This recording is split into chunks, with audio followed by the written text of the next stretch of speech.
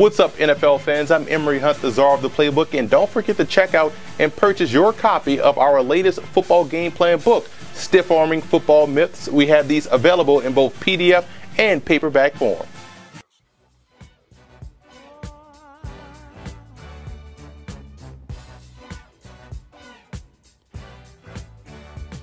Welcome to FootballGamePlan.com, where football makes sense. I'm Emory Hunt, the czar of the playbook, bring you my 2015 NFL Draft Prospect Rankings video. We're taking a look at the cornerback position. We're going to look at my top 10, some small school prospects, as well as some sleepers that you want to keep an eye on.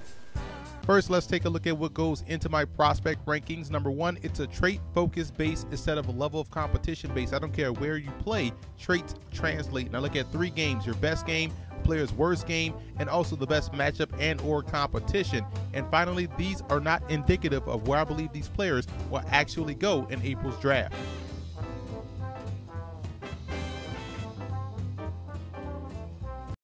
Marcus Peters out of Washington is my #1 rated cornerback prospect in this year's draft class, whose game compares favorably to Charles Woodson. He has great football IQ and ball skills. Closing speed is on point, and he is a good open field tackler, and I believe he can excel in either a man or zone scheme. Now, he can be baited by quarterbacks because he tends to keep his eyes in the backfield trying to make a play a la Charles Woodson, but overall, very good ball skills, elite football IQ, and is definitely worthy of the top billing in this year's draft class for cornerbacks. Checking in at number 2 is Kevin Johnson out of Wake Forest. I'm a big fan of his game. Elite footwork. He's good in transition. He has excellent instincts, and I believe he's a physical player that can play both inside and out. Now, he can be over-aggressive, which can get him into trouble, but this is a clean prospect, and I would compare his game to Brent Grimes of the Miami Dolphins. Senquez Golson out of Ole Miss earned a first-round grade because of his elite ball skills and football IQ. He's a guy that is always around the football. He can play press or zone equally as effective, and he's a very good open field tackler. Now, he's a ball hawk, and you're going to see the common theme here with these type of guys. They're gamblers, and they tend to leave themselves susceptible to double moves or blown coverages. Those are things they're going to have to be a little bit more cognizant of as they move on to become professionals. I can care less where you play your college football. If you have the skills and the talent, that translates. And when you look at Ron Fields at 6'3", 195 pounds, you're going to see a Richard Sherman clone.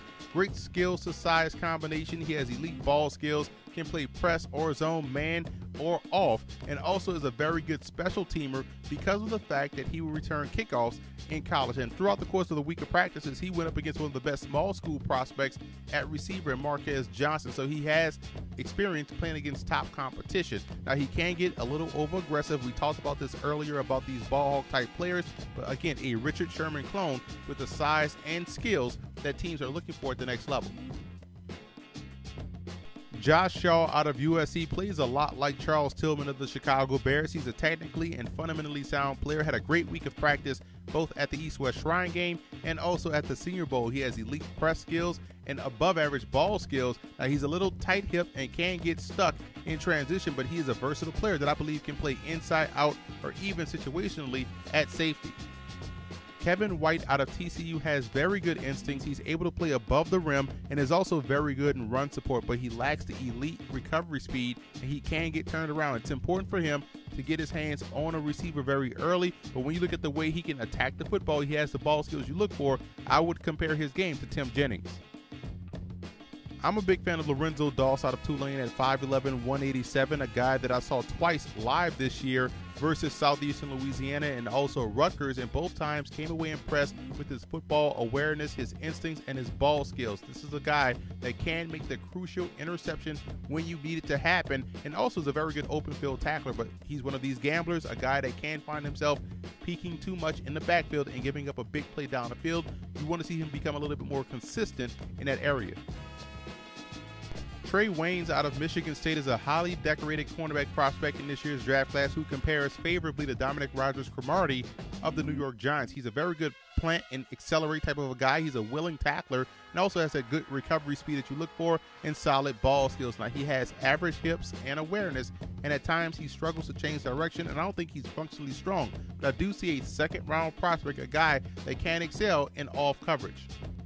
Ifo Ekfre Olumu is still an outstanding cornerback prospect. You wonder about his health. That's the biggest concern you have about his game outside of the fact that he's not as aggressive versus the run, probably because of the injury, and he's not a turn and run type of a guy, but he does have the excellent ball skills. He has football awareness, the kind that you look for. He also can mirror and redirect the receiver extremely well, and I will compare his game to Brandon Boykin.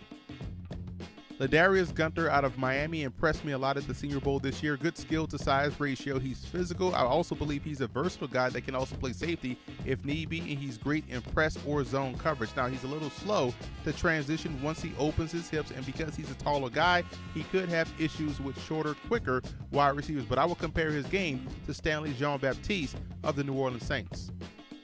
Quentin Rollins out of Miami of Ohio, the former basketball player, has toughness, quickness, elite ball skills, and instincts that you want at the position. He also has the upside that people are looking for. He plays the ball extremely well. Now, he struggles in off coverage. He gets lost in space, which is why I believe he's better suited as a press corner and not a free safety. He's also rough around the edges, technically because he's been playing basketball, but I will compare his game to Jamar Taylor of the Miami Dolphins because of what he brings to the table from a ball skill standpoint.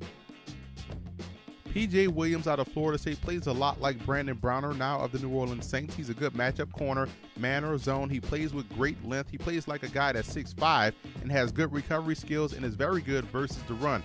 But he tends to be too handsy in coverage and struggles to sink his hips getting out of his breaks. Those are two things I believe he'll have to work on moving forward. Craig Mager out of Texas State had a great week of practice at the East-West Shrine game this year. Plays a lot like Cortland Finnegan. He has great quicks and instincts for the position. His football IQ is off the charts, and I do believe he can play any type of coverage in the secondary. But at times in zone, he tends to guess, and that gets him in a lot of trouble. And with bigger wide receivers, he tends to get out-muscled at times. But overall, solid prospect that also adds value as a punt returner. Stay tuned for part 2 of our cornerback prospect rankings as we break down the small college prospects in this year's draft class.